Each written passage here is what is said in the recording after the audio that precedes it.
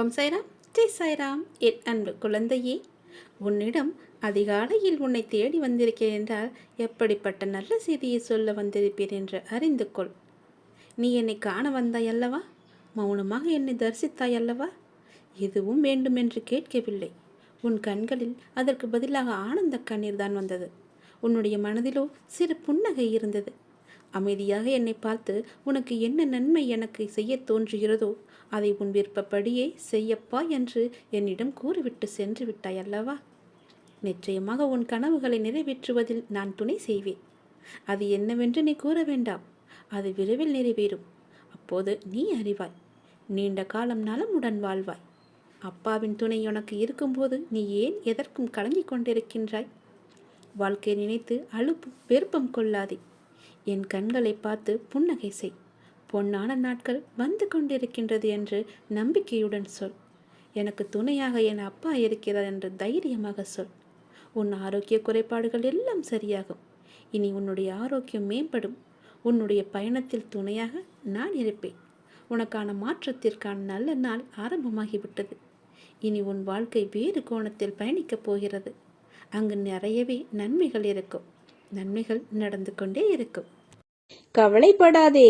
யாராவது ரூபத்தில் வந்து உன் வாழ்க்கை முன்னேற்றத்திற்கு உதவி செய்து நிம்மதியான வாழ்க்கையை அளிப்பேன்.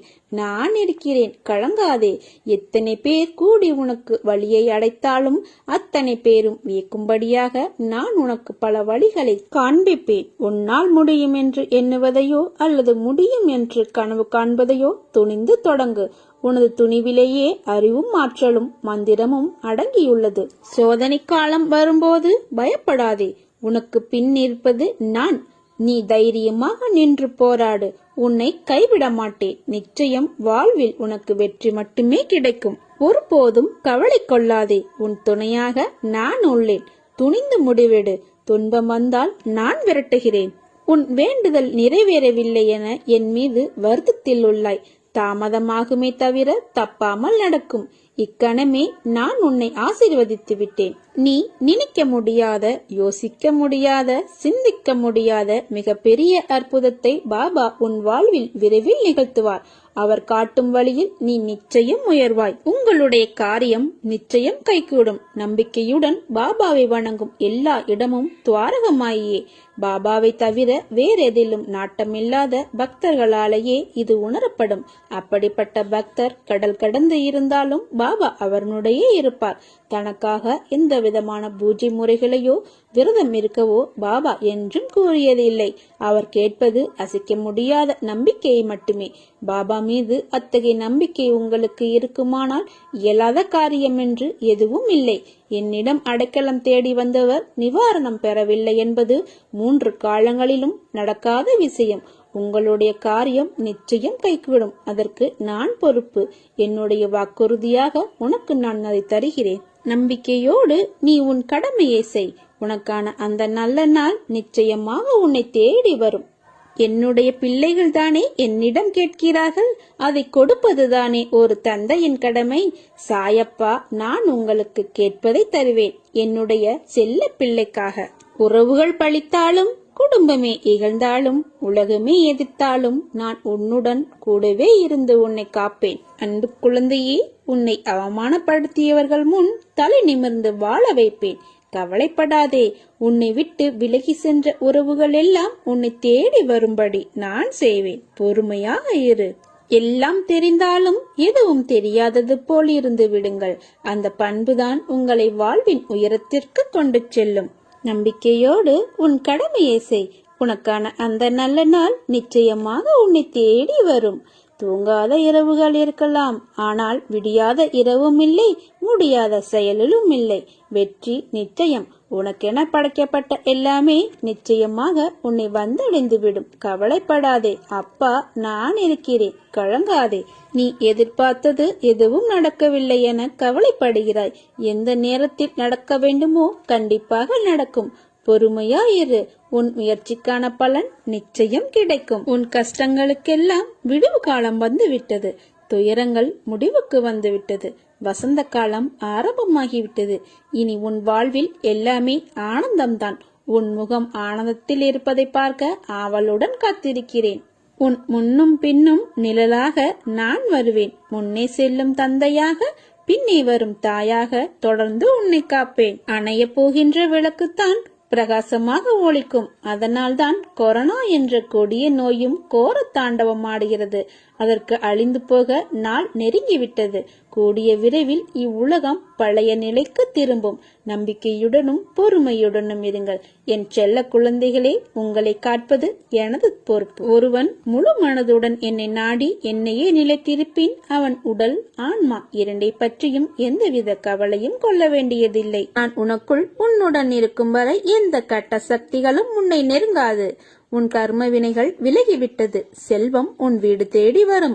எந்த உறவு உன்னோடு இருந்தாலும் இல்லாவிட்டாலும் எப்போதும் உன்னோடு நான் இருப்பேன். உனக்கு துணையாக உன் சாயப்பா நான் இருப்பேன். நீங்கள் மகிழ்ச்சி அடைவீர்கள். யாரேனும் நூற்றுக்கணக்கான விஷயங்களை உங்களுக்கு எதிராக கூறட்டும். ஆனால் கசப்பான எந்த விதத்திலும் எவ்விதத்திலும் அவர்களுக்கு பதிலளிக்கும்படியான சீற்றம் கொள்ளாதீர்கள். இவ்வாறான விஷயங்களை எப்போதும் சகித்துக் கொண்டிருப்பீர்களேயானால் நீங்கள் நிச்சயம் மகிழ்ச்சி அடைவீர்கள். பொறுமையும் நம்பிக்கையும் வேண்டும். இனியாவது உன்னை நீ காத்துக் கொள்வது நல்லது. உன்னை துரத்தி அடித்தவரும் உன்னை ஒதுக்கியவரும் காரணமில்லாமல் உன்னை காயப்படுத்தியவரும் வியக்கும் வண்ணம் நீ உயரப் போகிறாய். அதை நடத்தி காட்டுவேன். என் பக்தனாகிய நீ என்னை நினைத்துக் கொண்டிருக்கும் வேளையில் உன் துயரங்களை போக்குவது எனது கடமை. வெகு விரைவில் நடக்கும். கவலைப்படாமல் இரு.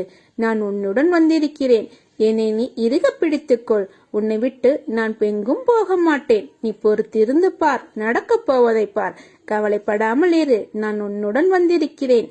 என்னை நீ பிடித்து கொண்டாய் அல்லவா? கவலை கொள்ளாதே. நல்லதே நடக்கும். திசை தெரியாமல் அலைந்து திரிந்து கொண்டிருந்த உன்னை இன்று எனது நேரடி பார்வையில் வைத்திருக்கிறேன். தன்னம்பிக்கையோடு இரு. நீ எதிர்பார்த்தது கிடைக்கவில்லை என்றால் எதிர்த்து போராடு. பயந்து ஒழியாதே. எதற்காகவும் பயப்பட வேண்டிய அவசியமில்லை. ஆசை, இன்பம், துன்பம், துயரம் இதற்கெல்லாம் முடிவே இல்லை. இதையெல்லாம் தாண்டி வந்தால்தான் நீ தேடி வந்த அற்புதமான சுகங்கள் உனக்கு கிடைக்கும். அன்று என்னை நீ முழுவதுமாக புரிந்து கொள்வாய். விரும்பிய வாழ்க்கையை நீ புரிந்து கொண்டு பிறகு ஏற்றுக்கொண்டு அனைத்தையும் சகித்துக் கொண்டு கடந்து வந்து விட்டாய். இனி கவலை எதற்காக? எதற்காக இந்த பயம்? நான் இருக்கிறேன். எவ்வளவு வேதனை, எவ்வளவு துயரங்கள், இதில் இருந்து நீ மீண்டு வந்திருக்கிறாய். நான் உன்னை கைவிடுவேனா? இனி நடக்கப் போவதை பார்த்து வியக்கப் போகிறாய். தைரியமாக இரு. நீ ஜெயிக்கப் போகிறாய். இது என் அன்பு வாக்கு, சத்திய வாக்கு. உன்னை தேடி நான் வரப்போகிறேன். நீ என்னை வரவேற்க தயாராக இரு. உன்னை மகிழ்விக்கவே நான் வருகிறேன். உனது கர்ம பலன்களை விலக்கி உன்னை அனைவரும் வியக்கும்படி செய்வேன். கவலைப்படாமல் இரு. என்னை வரவேற்க தயாராக இரு. உன்னையும் உன் குடும்பத்தையும் பாதுகாக்கவே நான் வரப்போகிறேன். அதுவரை பொறுமையாக நம்பிக்கையோடு இரு. நம்பிக்கைதான் வாழ்க்கை. அப்பா நான் இருக்கிறேன். என் பாதங்களில் நீ சிந்திய ஒரு துளி கண்ணீரும் வீண் போவாது. உன் மனதில் ஓடும் எல்லா எண்ணங்களும், ஆசைகளும், கனவுகளும் நான் அறிவேன். எதிர்காலத்தின் வாழ்க்கை எப்படி இருக்க வேண்டும் என்ற கனவுகளை அழகாக உன் மனதில் கோட்டை கட்டி வைத்துள்ளாய். அந்த மாளிகையில் உள்ள அனைத்து உறவுகளும் எப்படி இருக்க வேண்டும் என்ற உன்னுடைய எதிர்பார்ப்புகளும் அவர்கள் இன்னும் உனக்கு சொந்தமாகவில்லை. ஆனால் அவர்களை எப்படி பார்த்து கொள்ள வேண்டும் என்பதை உன் மனதின் எண்ணத்தை நான் உணர்கிறேன்.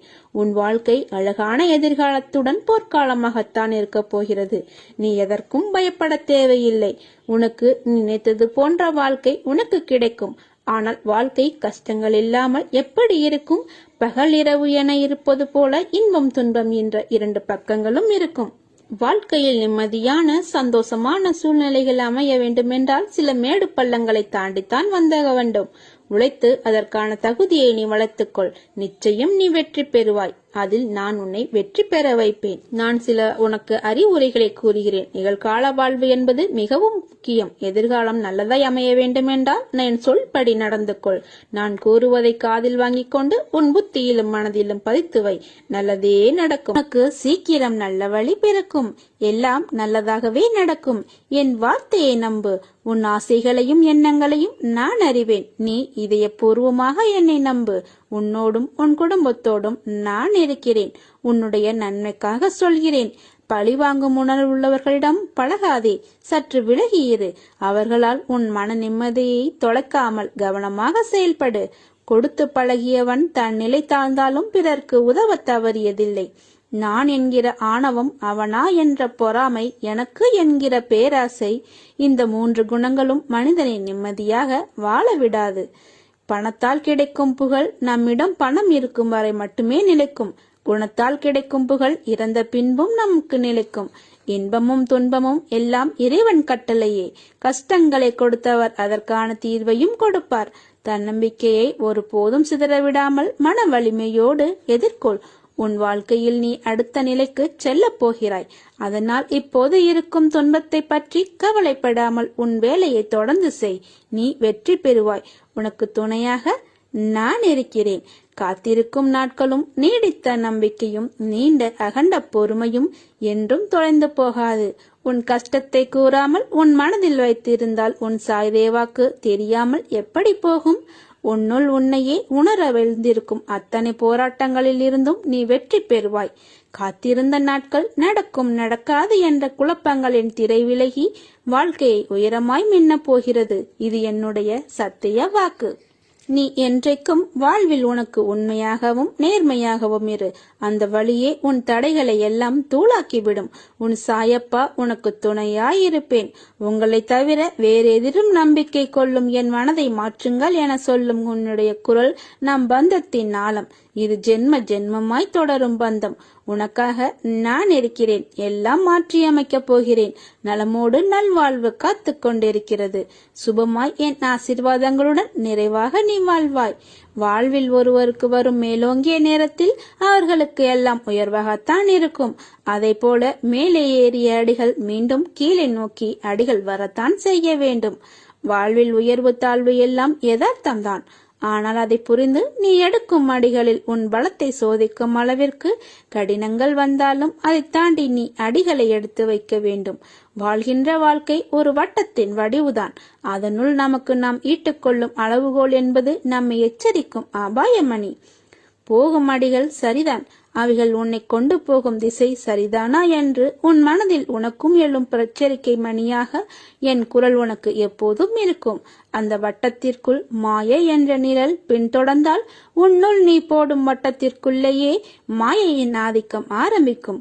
அது என்னிடமிருந்து உன்னை தூரப்படுத்தி ஆசைகளை அருகில் கொண்டு வைக்கும். அவற்றை தடுக்க உன்னை அந்த வட்டத்திற்குள் இருந்து இழுத்து கொண்டு மேலோங்கி வா. என் கையை தருகிறேன். என் பலத்தின் மொத்தமாகவும் உன்னிடம் காண்பாய். என் கையை இறுக பற்றிக்கொள். உன் வாழ்வில் மலர்கள் பூக்கப் போகிறது. உன் வாழ்வு சோலைவனமாக மாறப்போகிறது. உன் பிள்ளைகள் உனக்கு பெருமை சேர்ப்பர். யாரை நீ நல்லவர்கள் என்று நினைத்தாயோ அவர்களை உனக்கு துரோகம் செய்கிறார்கள் என்று வருந்துகிறாய். நீ செய்த மிக பெரிய தவறு எது தெரியுமா? நல்லவர்களை விட்டு தீயவர்களை நம்பியதுதான். வாழ்வில் நீ எதையெல்லாம் நிரந்தரம் என்று நினைத்தாயோ அவையெல்லாம் நிதர்சனம் இல்லாத பொய்கள். முதலில் அதை புரிந்து கொள். அவர்களால் உனக்கு ஒரு நன்மையும் இல்லை என்பதை உணர். உன் வெகுளித்தனத்தையும் அப்பாவி குணத்தையும் பார்த்து உன்னிடம் அப்படி நாடகமாடுகிறார்கள். ஆனாலும் இன்னும் அவர்களுக்காக வருந்துவதை பார்த்து நான் என் கண் கலங்காத நாளே இல்லை. போனது போகட்டும். இனி உன்னை நான் அப்படி விட மாட்டேன். யாராவது உன்னை ஒதுக்கி வைத்தால் கவலைப்படாதே. உன்னை எந்த தூரத்தில் வைக்கிறார்களோ அந்த தூரத்தில் வாழ கற்றுக்கொள். அதனால் ஒரு நஷ்டமும் இல்லை.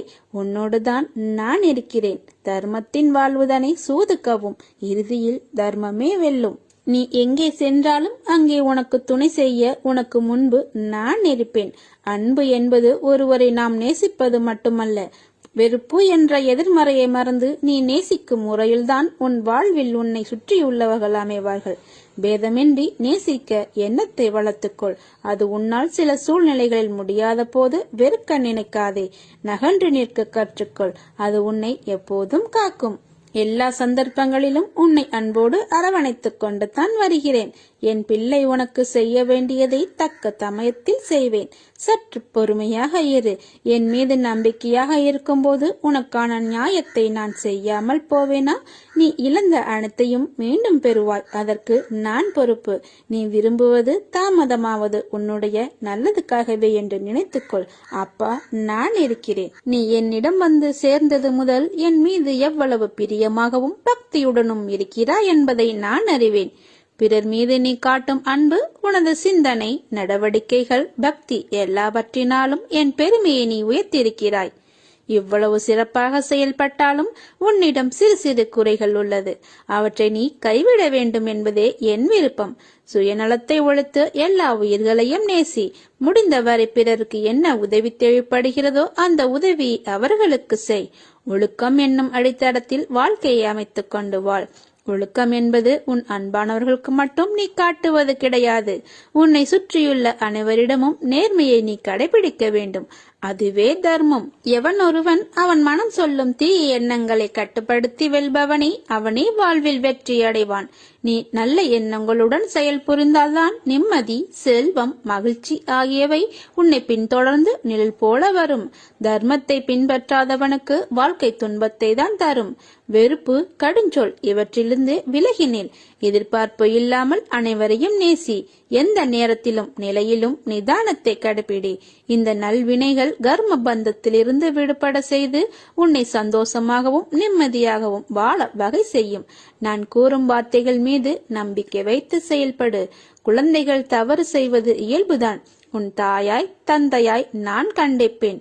உன்னிடம் பிழை இருந்தால் அதை மாற்றி அமைக்க வேண்டியது நான். அதற்காக என் குழந்தையை எப்படி பிடிக்காமல் போகும்? உன்னை விட்டு நான் எப்படி செல்வேன் என்று நீ நினைக்கிறாய்? நான் உன்னோடுதான் இருப்பேன்.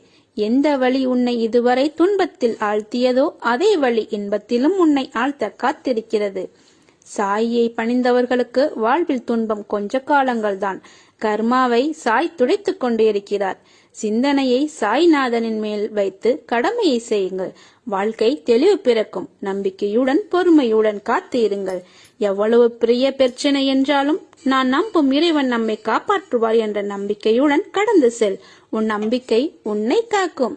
ஒரு முறை நீ என்னிடம் வந்துவிட்டால் நான் உன்னை இறுக பற்றிக் கொள்வேன். நீயே விலகி சென்றாலும் நான் உன்னை விடமாட்டேன். நீ என்னை வெறுத்து சென்றாலும் உன்னை விட்டு விடாமல் உன்னும் முன்னும் பின்னும் நான் தான் சுற்றி இருப்பேன்.